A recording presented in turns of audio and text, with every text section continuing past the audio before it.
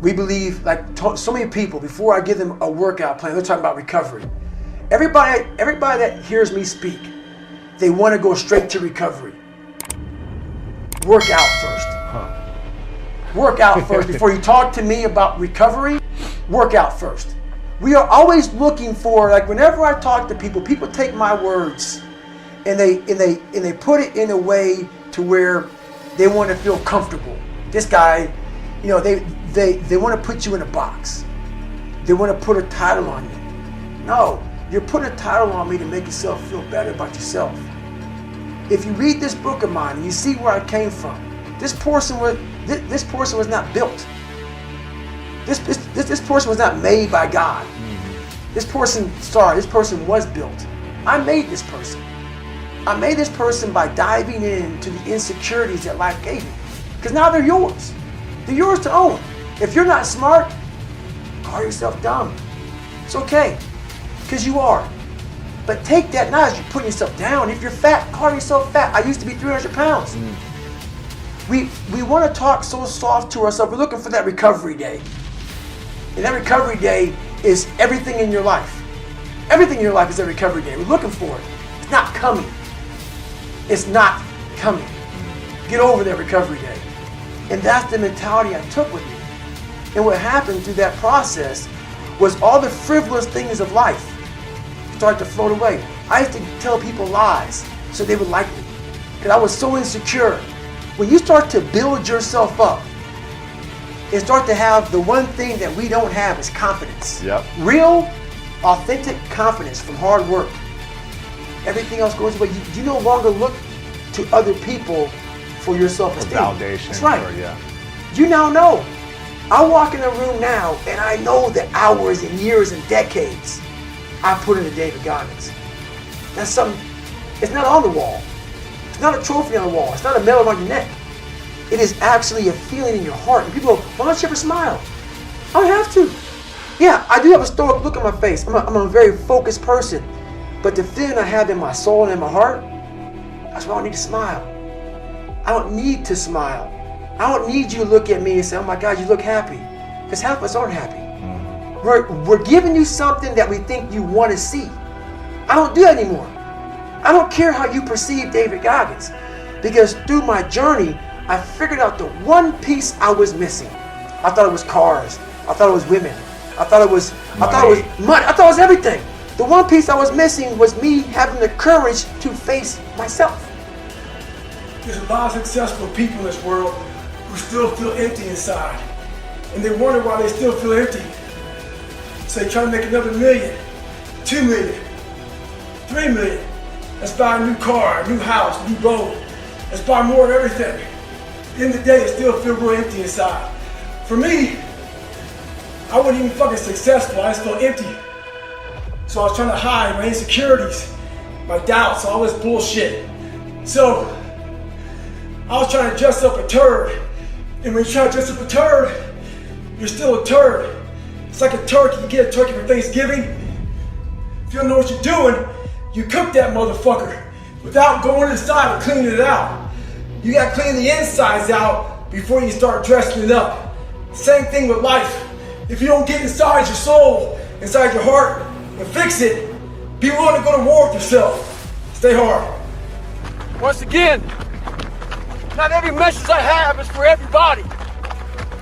So as weaker, soft people out there who want to pick apart the messages, just tune it out. Life ain't about medals, ain't about fucking certificates, it ain't about houses, money, cars, fame, all that bullshit. It's about scars. So when you get judged, when everything is said and done with, you won't get judged on your medals. You get judged on your scars. Those scars show your willingness to get to the other side. They show your failures. They show your willingness to start from scratch. They show what you're willing to do to go the distance, to see what you're capable of. So make sure in life, don't be afraid to get scars. Stay hard. You know what? Being accepted is one thing that killed me. And you have to learn, what do you want in your life? We have so much influence coming at us that we are so lost. We don't know what we want to do because we don't spend enough time with ourselves. You have to learn to shut off a phone, shut off a computer, shut off a TV. And it's okay to sit in a room by yourself in a chair and just think about you, where I want to be, where do I see myself tomorrow, the next year from that. And it takes a lot of self-discipline to be able to do that nowadays, because you want to be so attached to everything. You want to be so caught up with the world. The world's moving too fast. The world's moving so fast that you're trying to keep up to the point where you lose yourself in the world. So you have to take that time and go to that dark place in your mind and discover who you are.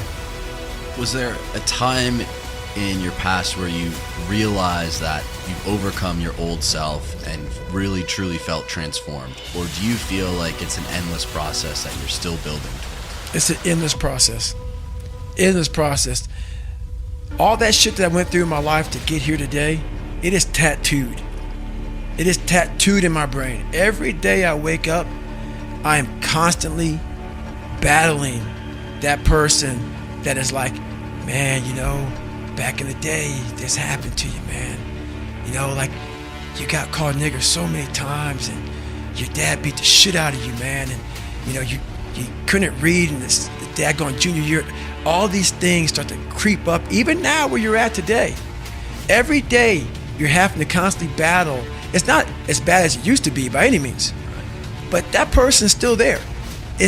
That person always lives. And that's the point about you have to continue to always challenge yourself every day. The motivation when people are losing, all these people who come out here and talk about how great they are, and I see it all the time, it makes me sick, man. Get real with yourself. People cannot relate to you, man. You are unfucking relatable when you come out here and say, hey, man, I'm the baddest motherfucker to ever live. Okay, great. Well, what am I gonna learn from you? You learn from people who are willing to tell you, this is where I started from. This is how much I fell on my fucking ass. This is how bad I used to really be. I still have those moments, because why? You're human. We're all jacked up, man. We're all jacked up. And that's what makes my story relatable. I'm willing to let you in to see I'm decently successful now. But I didn't come out like this, man. I didn't come out. That's the story, is you have to give people just a little bit of hope. There's no hope when they just see greatness in you everywhere. You have to be able to get yourself down to a level of, check it out, man. There's hope for you. That's all I'm trying to give you. Just a little bit. When I was in Ranger school, my squad got spot checked. The Ranger instructor was looking for 3 items. One of my guys didn't have the items, so the whole squad got smoked. The RI was sitting there smoking us, and the more he smoked us, the more my squad looked around looking for someone to motivate him.